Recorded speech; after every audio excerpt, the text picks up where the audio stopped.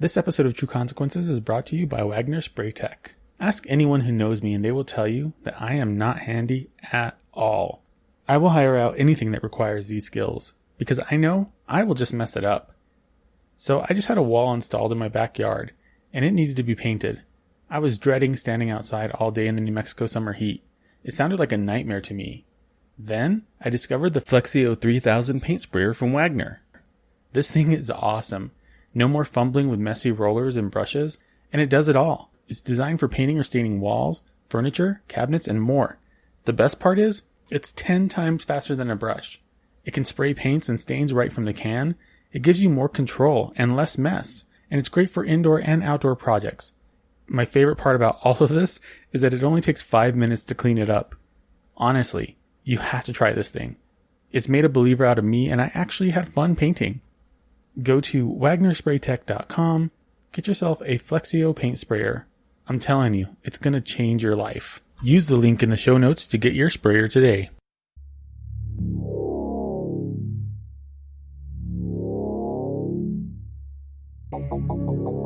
Hey listeners, if you're tuning into this show, 1, you have good taste, and 2, you might enjoy another show that we host called Death by Champagne, the podcast here to keep you up at night. I'm Mackenzie. And I'm Olivia. We have topics in all realms. From the reality of true crime to the depths of the occult, we have dozens of episodes to binge that range from hair-raising scares to infuriating miscarriages of justice.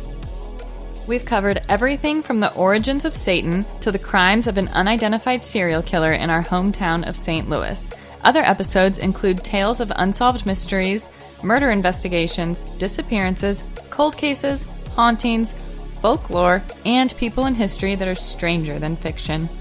In Season 3, you can join us for a true crime book club, giving in-depth coverage on cases living in the darkest corners of our bookshelves.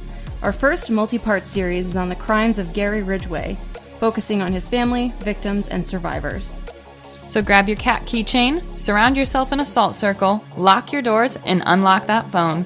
Hail Satan! And pop some bottles.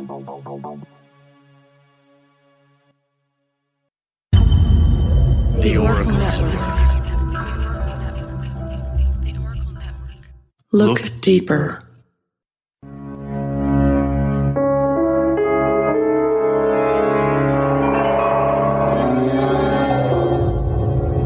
This is True Consequences, a true crime and mystery podcast with stories based in New Mexico in the American Desert Southwest.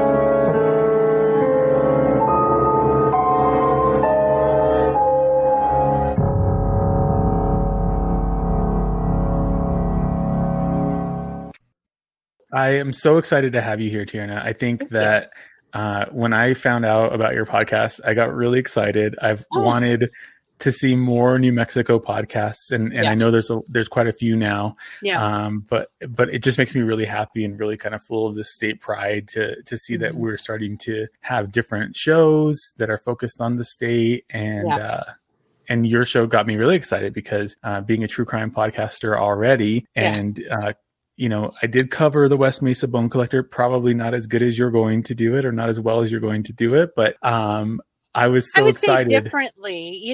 There's a couple of podcasts who have done it. They've just done it in a different way than really. Obviously, no one's done a podcast that is only dedicated to it. Usually, the few times that a podcast has really ever covered it, I think there's one podcast that maybe devoted like 2 or 3 episodes to it, and it was years ago, and they weren't from here. I don't know where they were doing it from, but they weren't from here.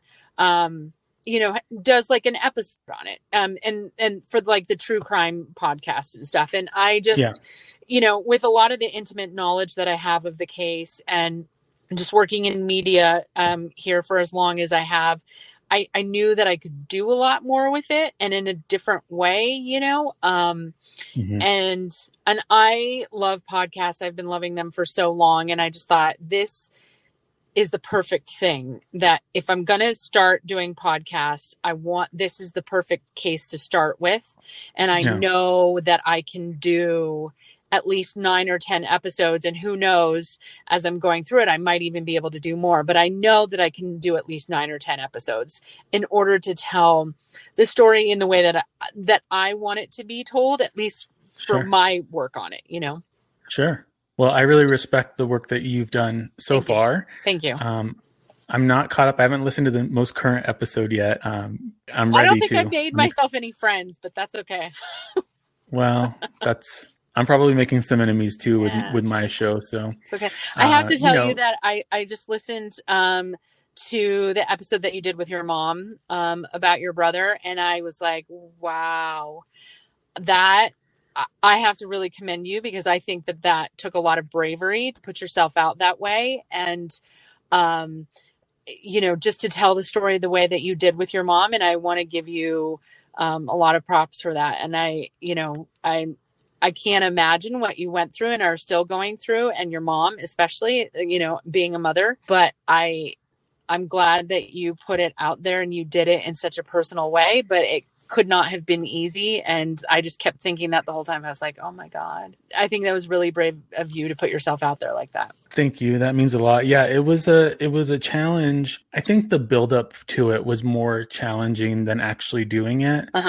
Just because we have all this, emotional baggage as a family. But when my mom and I sat down and actually did it, there was some catharsis that happened, and there was some healing that happened, and it was really beautiful. And I feel like we're both in a better spot emotionally having done that. Yeah. Yeah.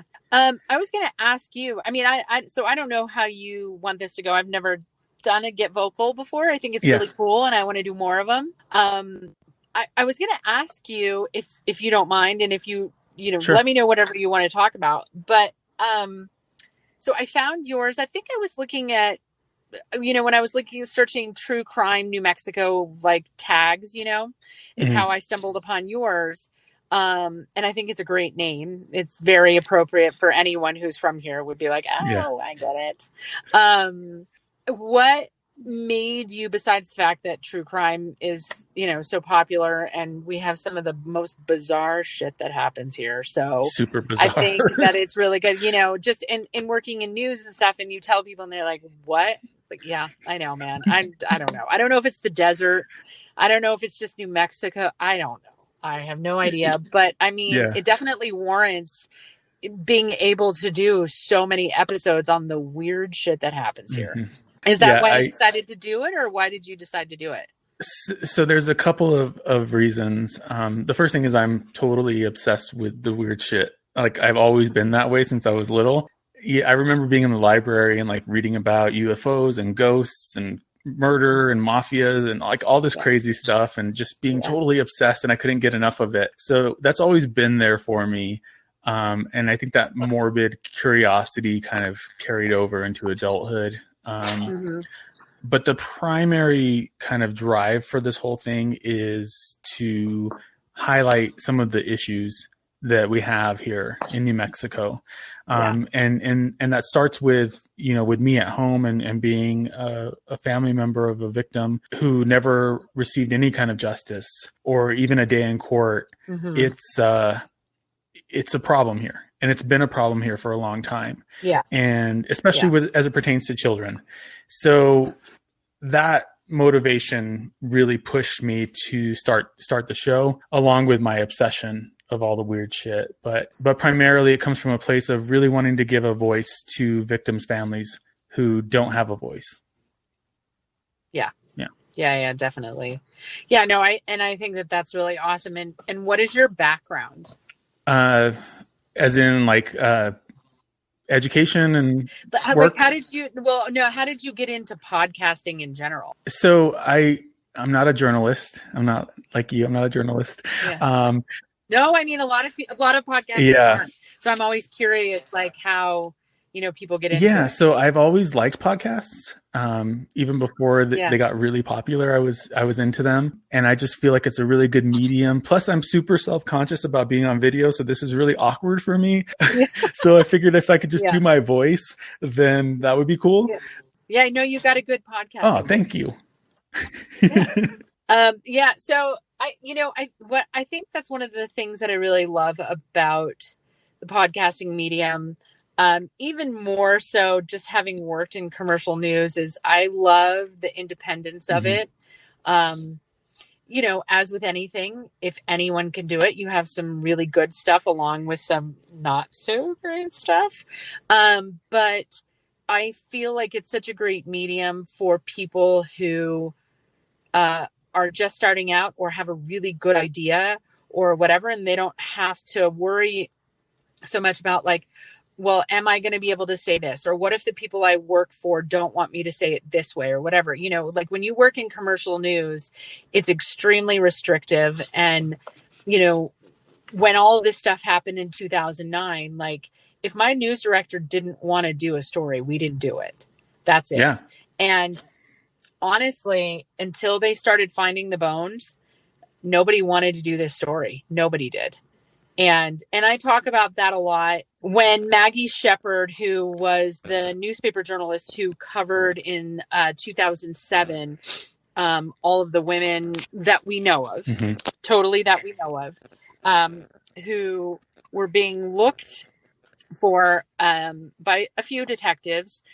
You know, she did this story and literally no one did anything with it. She didn't even do anything with it herself after that. And I talked to her about that in the second episode and, you know, why didn't you follow up and why, you know, whatever, did you not have support? And she definitely had support, but there just wasn't really much to say because it was still nothing. We still haven't found anything. No, we don't know where they are. No, you know, whatever. And it never really turned into a big thing with APD either. It wasn't like they put a big task force together. It was still just the same detective looking for her girls. And I understand that, you know, especially in commercial news land, that's not very sexy, sure, honestly. And that the idea that if it bleeds, it leads. Yeah, absolutely. So there's a million other things that are going on rather than a group of women who a lot of people were able to dismiss as just prostitutes. And it's like, nobody really cared. Nobody really wanted to do anything with it. And I think that that's extremely sad. And I think that what a disservice to those women.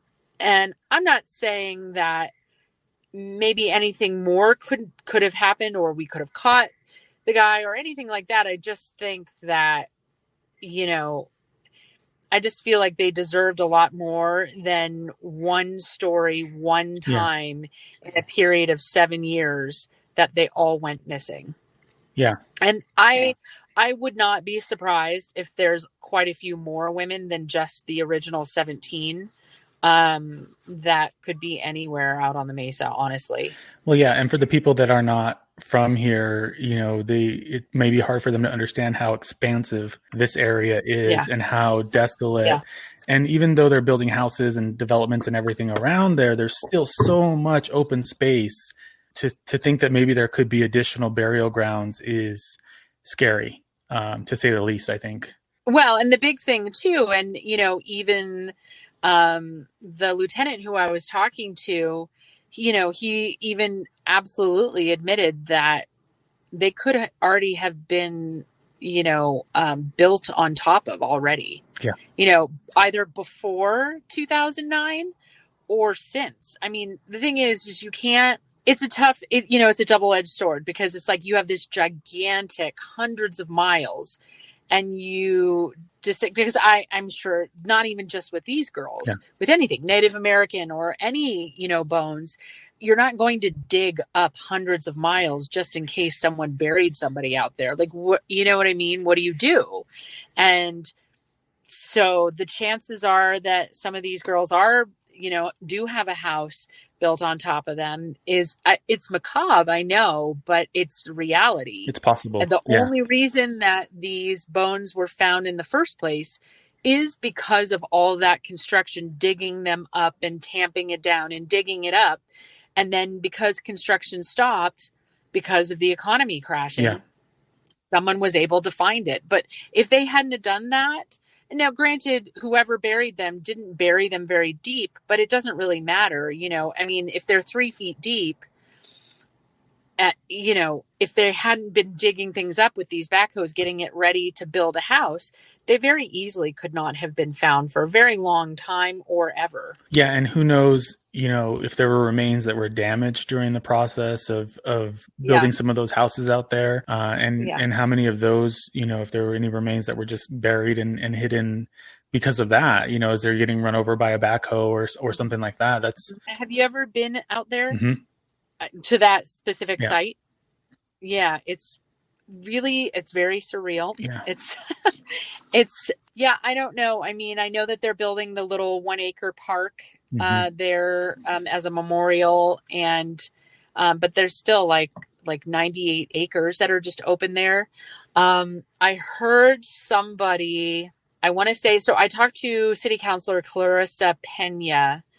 That district is her area, and she's been spearheading that memorial park to be built. And I talked to her and I asked her, who owned the land, if it was still KB Homes, and it is. They plan on building more homes over that area.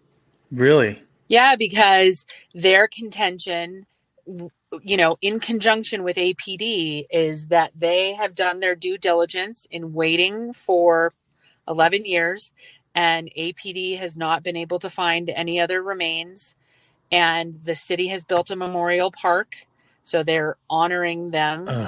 And, it's 100 acres of land that they own that essentially they can't do anything with. And they've been building all the way around it.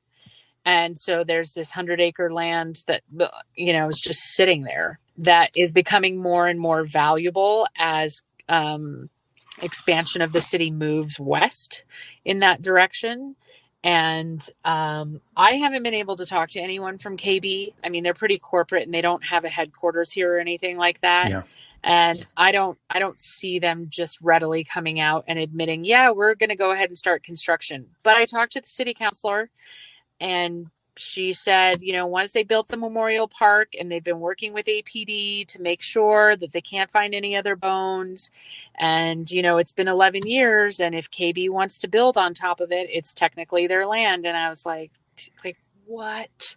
Holy can cow. You imagine? I mean, can you imagine buying a house out there, like on that land? Like, I don't know. I just even knowing that, why would you want to buy a house there? Why would you want to build on top of it? But why would you want to buy a house there? Yeah, I agree with Melanie. Melanie on the chat said that is mind blowing. I agree. Yeah. I can't imagine. I wouldn't buy a house there. I mean, I'm kind of like a Northeast snob, I'm like, I don't cross. Me too. Oh, me too. I don't cross the river. I mean,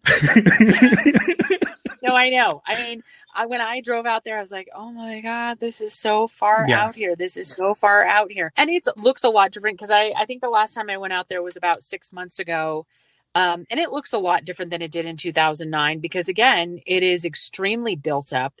There's like a stadium that's out there. There's more schools that are out there. Yep. There's so many more neighborhoods built up all the way around it than there were 10 years ago. Yeah. I mean, I even think, the houses that are directly right across the street from it, like knowing that that's like right out your back door, that's just what you're looking at all the time.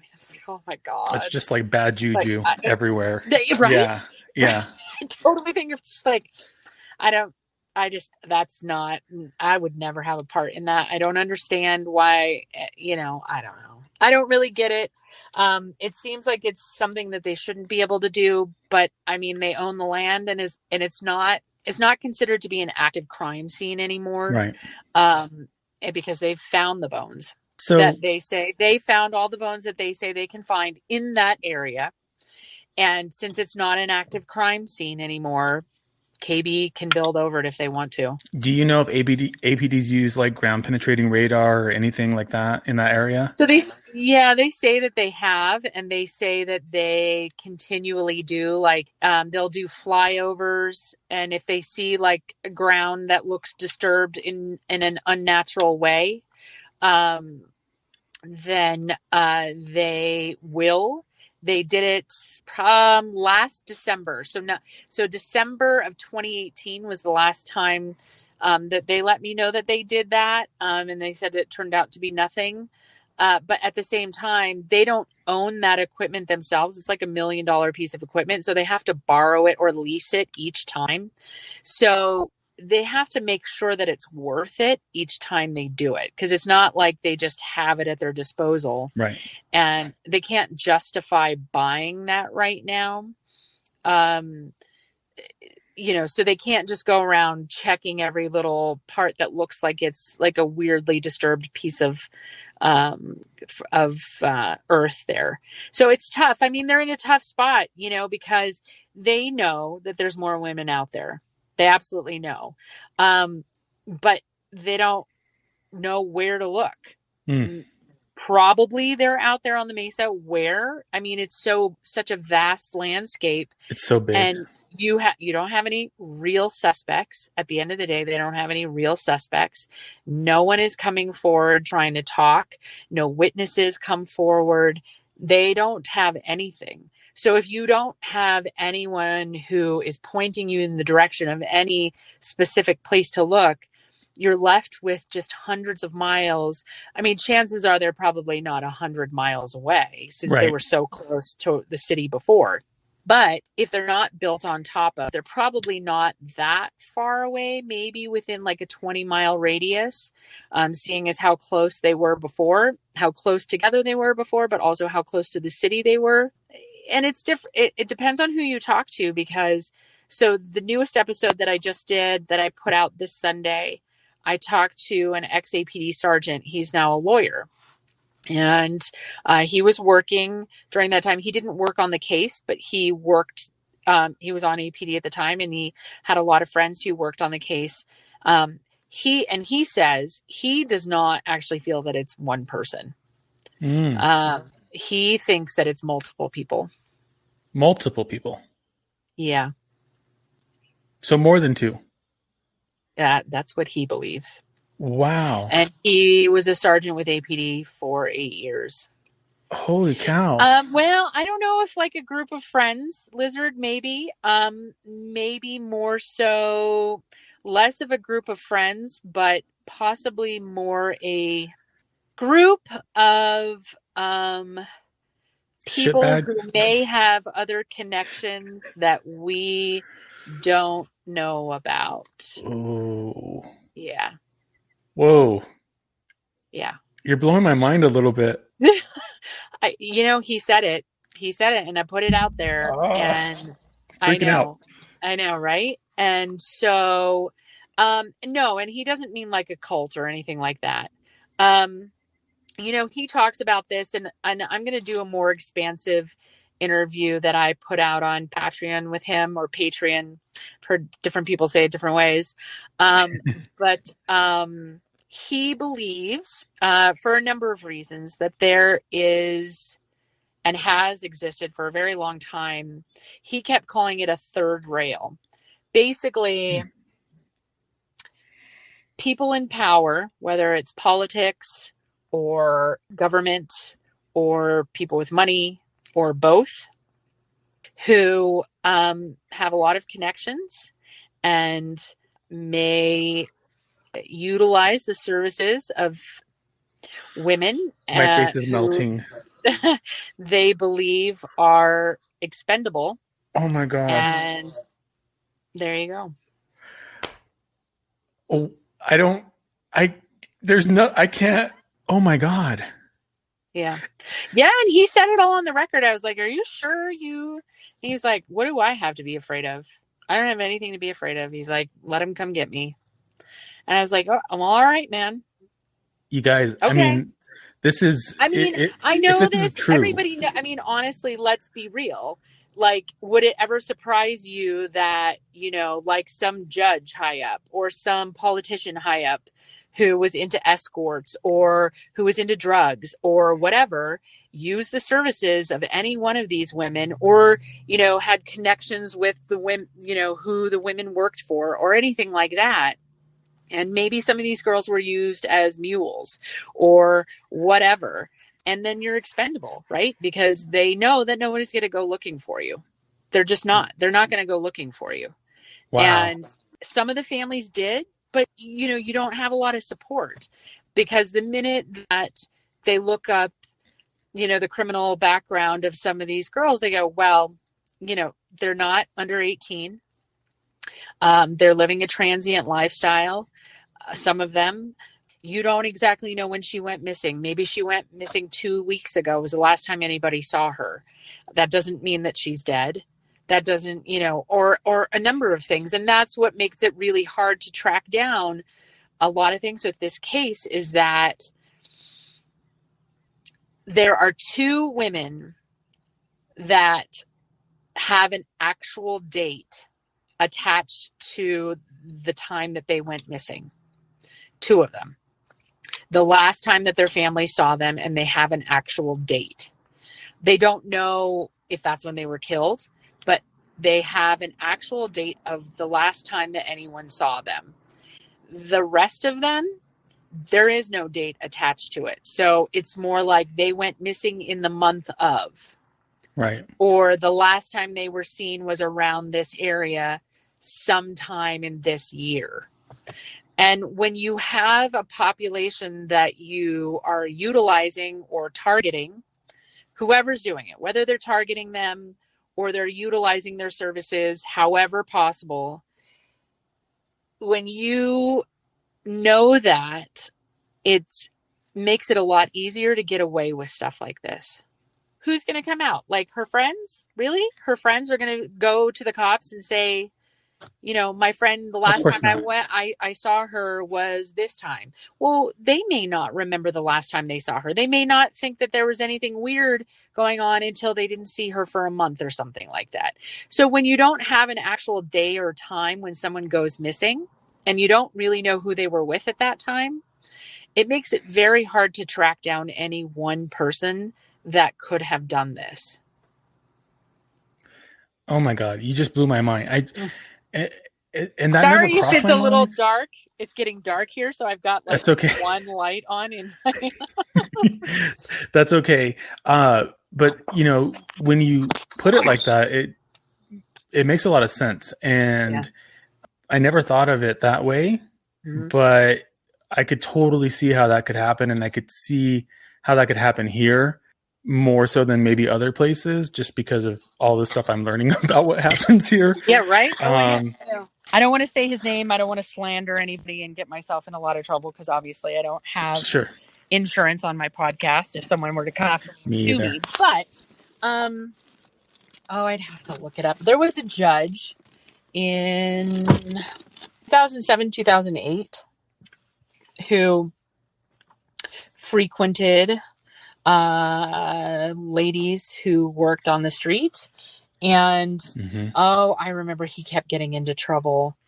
He was removed from the bench, but I think he was a district court judge.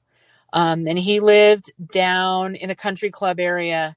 And I remember we covered it because one night he had kidnapped a woman that he had hired, and he was physically abusing her. And he locked her in the house. And the only reason that anyone knew about it was because she was trying to jump out of the second floor window and was screaming at the neighbors to call the cops. And he was a judge. And the same judge, had gotten in trouble because he got pulled over at a roadblock. He had tried to run away from the roadblock. And he had a woman in the car with him also.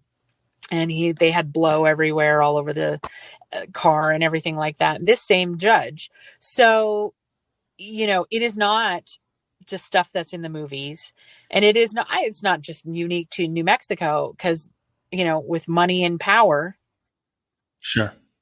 You know what I mean?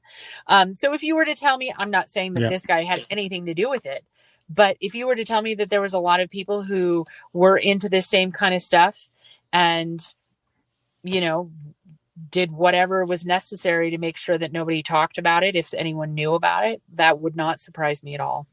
It wouldn't surprise me either. But it just never crossed my mind at all. And so that just kind of blew me away for a second. So I was shocked. No, it's fine. And I don't know if he's right or not. I mean, I'm not a cop, and I'm not a detective or anything, but I find it really interesting that a detective on that force really believes that. Because I asked him, I said, do you think it was any of the two people who are persons of interest who've never moved beyond persons of interest to actual suspects? Right. Do you think that it could be them? And he was like, no. Really? I don't think it was them. Oh, no. And, it's really funny because I know no cop who's actually a cop right now is going to tell you on the record, yeah, I think it's this guy or that guy. And I've heard so many different people think it's definitely Blea or it's definitely Montoya or whatever. I have not met, I don't know enough people who all agree on one person. And I've met several people who don't think it's either one of those guys. And I think when you have something that's 11 years now down the road, there's no new breaks in the case. You can't actually get enough evidence to make the two people that you have even move on to actually be a suspect, nor do you get in anything that really concretely points to anybody else as being a suspect. Even though they say they get hundreds of tips a year, well, where's that going? You know what I mean? Right. It's just sort of like, if that person is alive, they're not talking, or they don't live here, or it's not one person. Those are all very good points. Yeah. So what's your connection to this case, aside from the fact that, you felt like it wasn't being told properly and that these women weren't being honored properly? What else drove you to do this show that you've created?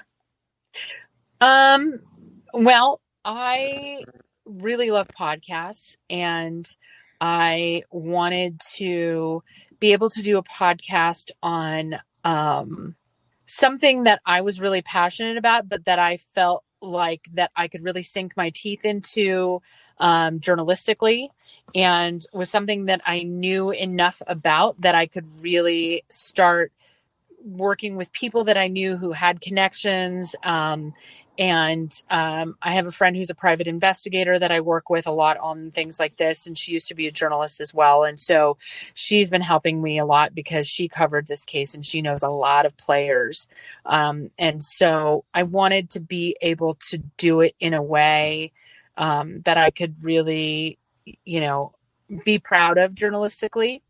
But also, what I really love about podcasts is just the independence of it. Because again, working in commercial news, you are told by somebody else what the story is. Yeah. And that's why I don't work in commercial news anymore. and I work for an independent newspaper, because I think that there's a lot of stories to be told out there that are not covered by commercial news. And I think that this is the perfect medium to be able to do that. Awesome. Yeah. I'm a big fan of your work, so I had to say that out loud. Thanks. Do you have plans to do more beyond this podcast, like other cases? Yeah. Or... now that I feel like I'm getting better at it and it's getting easier. I've been kind of exploring different ideas. I had this one idea and I've been wanting to do it forever. I wanted to do a coffee table book, and that just didn't happen because I had kids and I don't have time. And then I thought, well, I could do a podcast on it. And I woke up and I had the name and everything. And I Googled it to make sure that nobody else had it. And of course, somebody had already done it and had the same name that I did. So it wasn't that original. But I wanted to do something on ghost towns and really tell the story of the ghost town, like go there and talk to anybody who's still living there. And because I think ghost towns have a really fascinating history. And anyone who like Mogollon or something, there's like 12 people who live there. And I went there several times when I was a kid, and I stayed there once in a cabin. It was like the creepiest thing ever, but it's like cool. Like it's a cool creepy. And I kind of want to talk to you, like, why are you one of 12 people who still lives in this place? You know what I mean? Yeah. Like, I think that's really cool. And I was like, I'm going to call it Ghost Town. And then I can do so many things. Well, there's already a podcast that does that. So I'm thinking of different ideas, and I don't know if it'll be true crime or not. I think that the Southwest and obviously specifically New Mexico, there's just such a wealth of stories to be told here. And so it'll be focused on that. Cool. To a degree. And I just don't know yet what that'll be, but I'm a storyteller, and I think I'm fascinated by other people's stories, and I think that this is a great medium to give people a voice. And so I want to keep being able to do that if I can. That's awesome. So did you learn anything that you didn't know before? Like, I know that you learned from that APD officer, the former detective. That it could be multiple people. Yeah. I never, so there's also an episode that hasn't come out yet. I talked to a professor from UNM who studies the way that serial killers communicate. And, it makes sense when you really think about it, but it was another thing I never really thought about.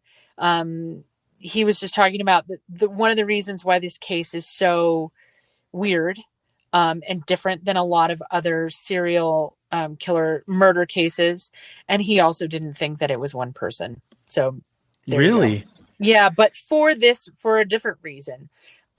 He said, what makes this case so hard to solve and will continue to make this case so hard to solve, and why he doesn't think it was just one person, is no one has ever tried to communicate. They've never reached out to cops. Mm-hmm. They've never reached out to the media. They've never left clues. They've never tried to guess who I am kind of thing, or see if you can catch me, or anything like that. So it's not a traditional serial murder case in that sense of, he was saying something that he teaches communications at UNM, and I think Vice and, ABC and a couple of other people had interviewed him, years ago about this case, just because they knew that he had studied serial killers and stuff. But he was telling me that he had reviewed like hundreds of serial murder cases. And this is one of the handful out of hundreds that he had studied where there was zero communication from the person who was doing the killing with either the media or the cops or, anything like that. Usually if it's a serial killer, they want to engage because they want to try to prove how smart they are. Like, you can't catch me, or I can keep doing this and you can't do anything about it. Or they want to get caught. Really, in the end, they want to get caught. And none of that has ever happened with this case. There's no clues. There's no, there's nothing. There's nothing. Yeah, and the two people that they have, one guy's dead. So there's nothing they can do about it now. But there's no clues for him either. It's all circumstantial. And then the other guy who is in jail for a number of other heinous crimes, he is adamantly saying that he didn't do it. And they don't have anything that really, other than circumstantial stuff, they don't have anything that really points to the fact that, he did it either. So do you think that the person or persons responsible are still doing this? I don't think they're doing it here. Okay. I think if they are here, I think that they've stopped. Or they've stopped for a little while. I don't think that it's someone who's transient, though. I do think that it is someone or some people who are here. And I think that that person has stopped for now. Yeah. It's just such a spooky, right? horrible case.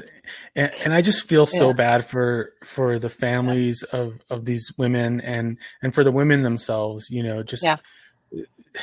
the way they were treated from the police department to the media to whatever, just being kind of like forgotten and dismissed just because of the fact that they were sex workers is. And actually not all of them were. I know not all of them were. Yeah, sorry. Not all of them were.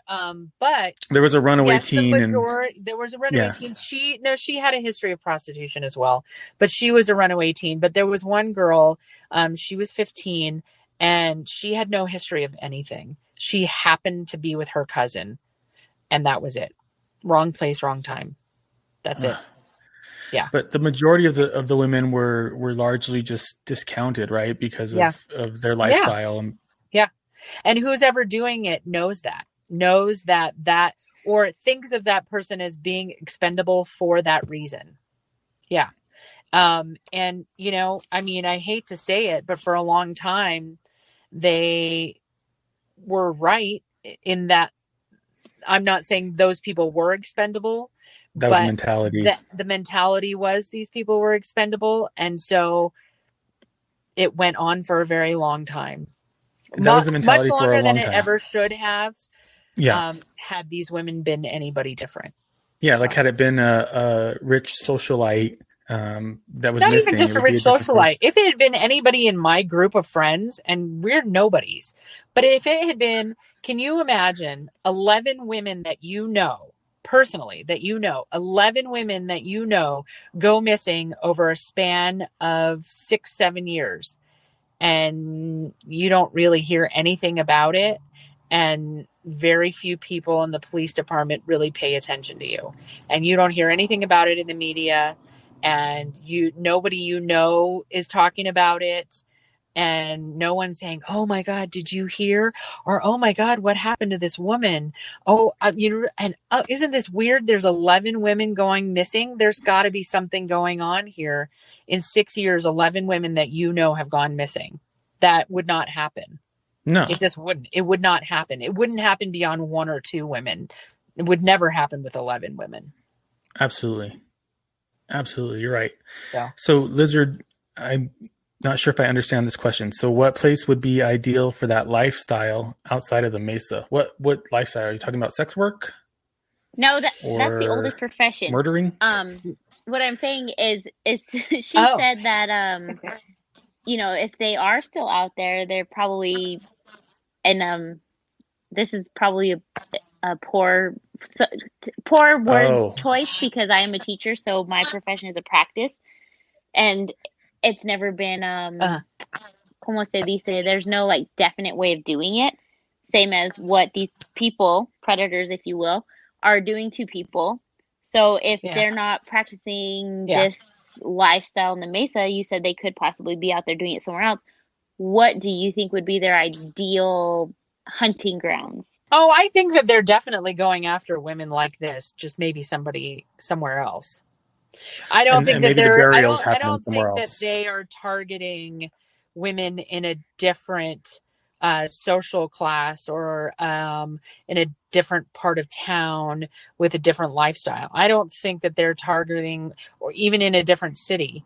I think that they're very specifically either targeting, or these women happen to be a byproduct of a lifestyle or a group of people who are part of a lifestyle, and these women are a byproduct that need to be gotten rid of, disposed of. Yeah.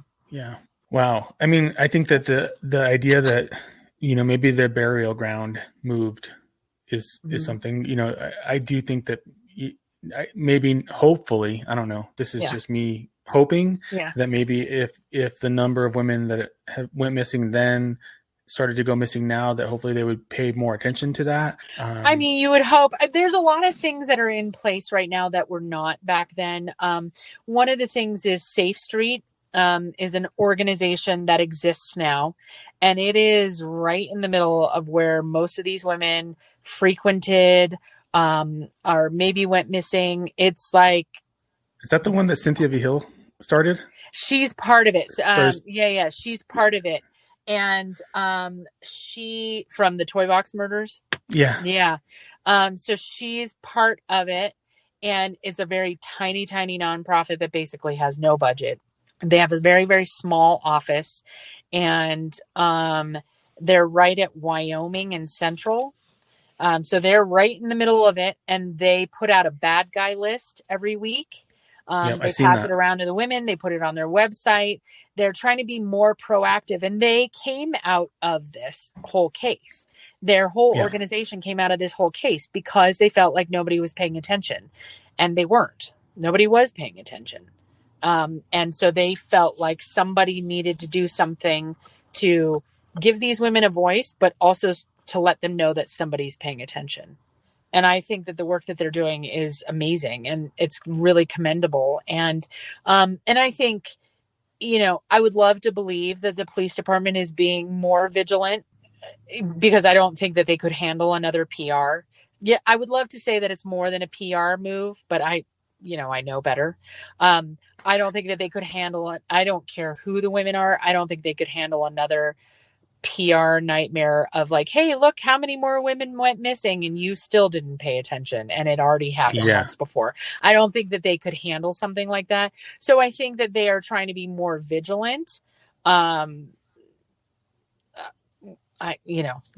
kind of it.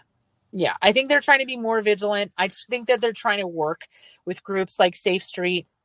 I think that they are trying to do more outreach, however possible. I think it also depends on who the administration is, whether, the administration who happens to run the city at the time feels like they want a certain type of policing, like community policing, or, because one of the big problems that women who are sex workers, whether it was then or now, and again, I talked to the lieutenant about this, is that, okay, I'm on the street and I'm a sex worker and I've been beaten up and I've been raped. But if I go to you, what are you going to do about it? Are you going to arrest me? Because I know what I just did was illegal, but I don't feel like there's anybody to listen to me. And I feel like I can't tell you because I'm scared. I'm scared that he's going to come after me. I'm scared you won't believe me. And I'm scared that I'm going to get in trouble too. And so I just don't tell anybody. And they're trying to be better about that. And so I'll give them, props for that. They recognize that was definitely, that is a fear. I would not say that they are 100% better, but I would say that they're working on it. And what he told me is he's like, well, if you look at it this way, prostitution is a misdemeanor charge. Rape and battery is a felony. So we have to take one and say, okay, this is a misdemeanor, but we're willing to let this go because we have to go after someone who's committing felonies. And I said, well, good. I mean, I'm glad. That's good. Is that 100%? No. I mean, they still are arresting women on the streets anyway. So there is still a fear of cops out there. And that probably depends on the officer too, right? Yeah, absolutely. 100%. If an officer has a bias against that, type of profession, then they may react differently to somebody who is more. I mean, if you're a cop and you arrest a woman who's a sex worker, you're not going to get in trouble for it. Right. Now, if that woman comes up to you and looks like she's been, that you can see, I mean, what if she's been raped and you can't see, right? And he says, well, no, I haven't. Let's say that the guy is there or whatever. I mean, that's one of the things that had happened with Lorenzo Montoya. And, he had been followed by cops to the airport near the Sunport. And he had picked up a woman on Central. They followed them to the Sunport. And he had been trying to strangle her. And when the cop came up to the car. And he'd been trying to strangle her and he had hit her several times, and I mean, he was arrested for it, but nothing ever happened to him as a result of it. I mean, he didn't serve any jail time. He didn't, whatever.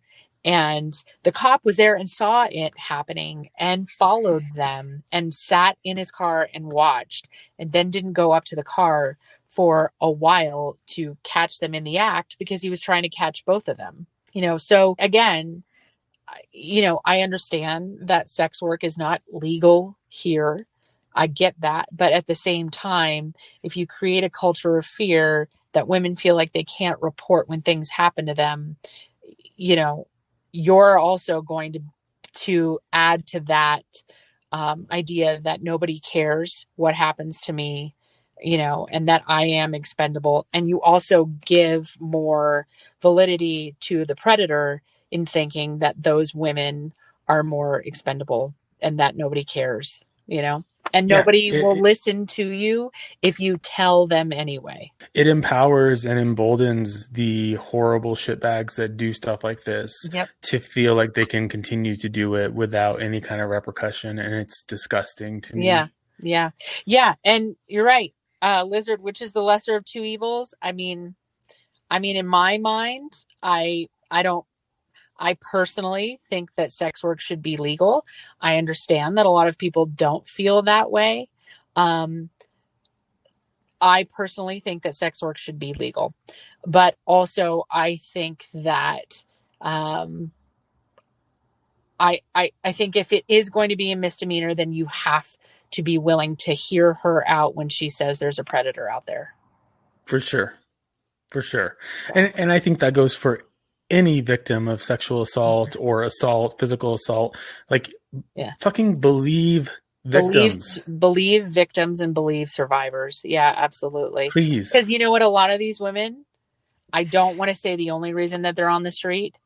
And I don't know what the statistics are, but I've seen a little bit of FBI stuff.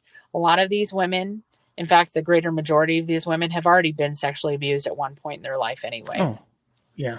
So, yeah, I'm sure that's a high statistic there. Yeah. Yeah. Women trying to survive. Yeah. Anybody trying to survive. It's, I agree with you, Lizard. So, so we only have 3 minutes now. Okay. I want you to take some time to talk about your show, talk about where people can find your show and more information and all that stuff. Because first of all, I just want to thank you for the work you're doing, because I think it's really important. And I'm glad that somebody can dive in as deeply as you have. And I'm excited to see all the other episodes or listen to all the other episodes come out. But give a little plug for your show, talk about where people can find you, Patreon, all that stuff.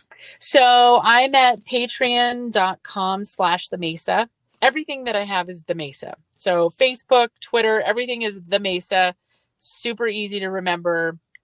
And the podcast is on pretty much, I think, almost any platform that you can, Stitcher, Spotify, iTunes, Google Podcasts, anything really.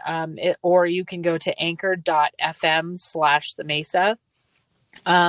But yeah, at Patreon, I have longer format interviews that are uncut with people who I personally think have a lot of really interesting insights that just can get kind of long and winded and are harder to include so much of what they say, but are still valid. And I think it's good to get the information out there. So I'll be putting up more of those actually in the next coming weeks. Got a lot of time on my hands now. What's the minimum donation monthly for Patreon? $3. So for only $3, you can get access to unedited. $3. The price of one coffee a month. Well, just a regular coffee with no flavor or anything. Yeah, just a regular coffee. Yeah, just regular coffee. Just regular coffee. You can have access to all this cool content. I think I might have to join because I'm fascinated. Yay! I'll join yours too. Yeah. Keep up your good work. I think you're doing a lot of really cool stuff. Oh, thank you, Tierna. But yeah, go listen to the Mesa. It's an awesome show. Thank you. They're short episodes, so you don't have to really commit like you do with my show. You can actually, 20 minutes is at the most. Sometimes they're 15. Yeah. But there's a lot of good information in those short episodes. So go check it out. Yeah. Thank you. What do you have to lose? Yeah. Thanks, Tierna. Absolutely. Thanks. Have a good night. Thanks again for listening to True Consequences. Follow us on social media.